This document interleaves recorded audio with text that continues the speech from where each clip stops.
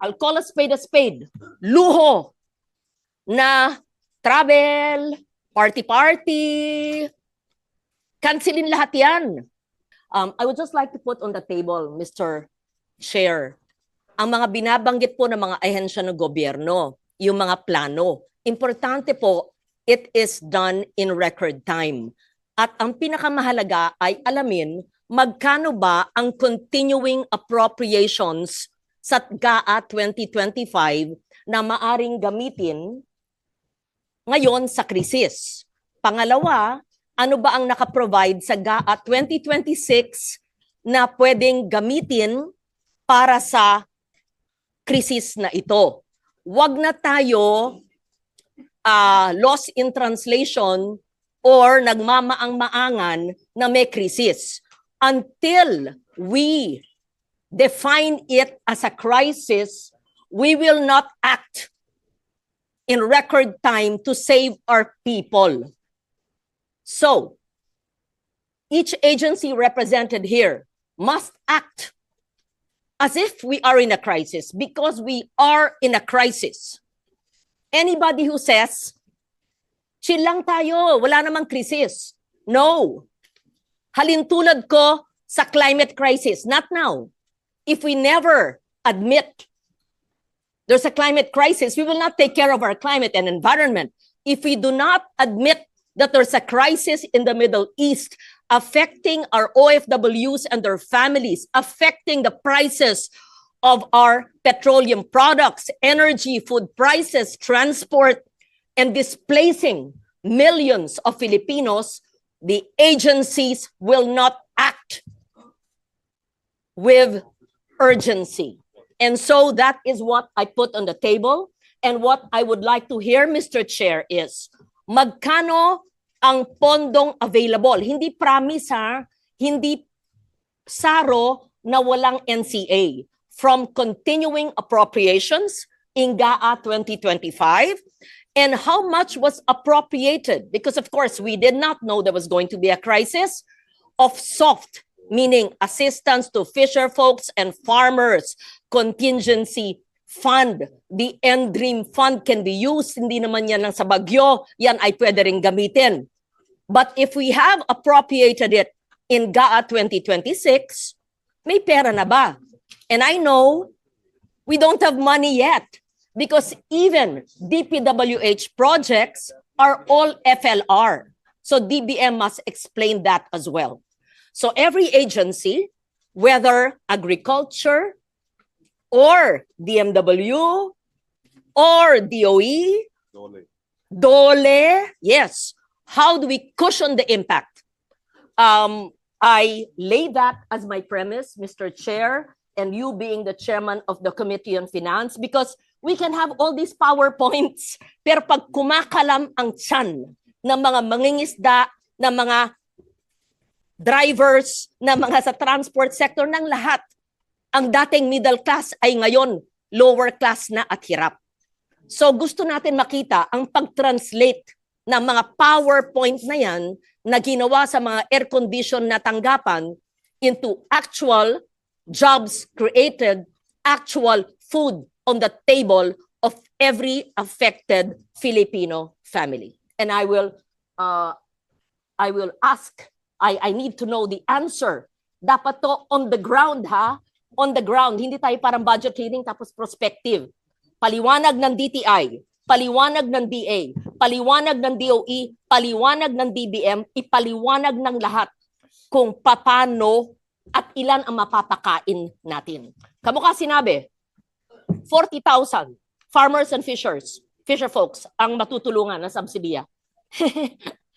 Alam naman ng expert natin sa agrikultura at fisheries, hindi lang 40,000. Yung iba, hahayaan na lang natin mamatay o magutom. That's my opening statement pa lang at gusto ko malaman ang maliwanag on the ground na kasagutan. At isa pa, Mr. Chair, sigurado akong natanong mo na o tatanungin mo. Anong mga pondo sa 2025 ang hindi nagagamit na pwedeng wag na ito? Ano sa 2026? na tatawagin nating, I'll call a spade, luho na travel, party-party, cancelin lahat yan. At paano yung pamamaraan na ikalap yung pondong yan para ibigay hindi lang sa piniling 40,000 na magsasakat mangingisda, lahat. At lahat ng mga drivers, lahat ng mga apektado sa krisis na ito. And I bring it back to my first statement. We must first admit that there is a crisis for us, for all of us, to act with urgency. And we must admit that it can't be the usual way things are. And everybody in government, especially in the executive, must admit on regular times, you are slow, painfully slow. And the DBM knows this. And we know that because we've been doing the budget for decades now. Your utilization, your implementation is so slow, with the exception of some agencies like DSWD. I think SecRex is the only cabinet member. When I call half a ring, he answers. And he's quick, he's on the ground, he knows what's happening. I wish everybody could emulate that. Yung iba nagatago. So having said that, Mr. Chair, I did not want to deliver a motherhood opening statement. I want to hear from DTI, how will you lower the prices of basic commodities? I want to hear from the DOF and BIR and DOE and ERC. How will you delete the collection of VAT on those that are not supposed to be VATable? And I hope you know what I'm talking about. You better be prepared. That's my opening statement, Mr. President. This applies to everyone, all the resource persons who are here. I hope to receive the answers in the next few minutes or hours. Thank you, Mr. Chair. Mr. Chair. Thank you. We'll recognize Senator Kiko Pangilinan Yes. and then Senator Rizon. Yes, Rivera. just to add to the earlier concerns of Senator Legarda, para directed yung ating mga presentation, may we request the agencies likewise to include in your presentation what you intend to do regarding the budgets that have already been appropriated for your agencies on the matter of addressing the crisis. For example, the National Disaster Risk Reduction Management Fund has 23 billion. The DSWD AX has 63 billion. The DA has 10 billion assistance. DA Quick Response has 1 billion. DSWD Quick Response has 3 billion.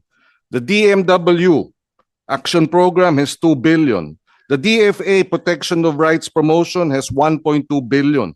LGSF Financial Assistance is 37 billion. The DOLE has 22 billion. All possible sources of cash assistance and subsidy support.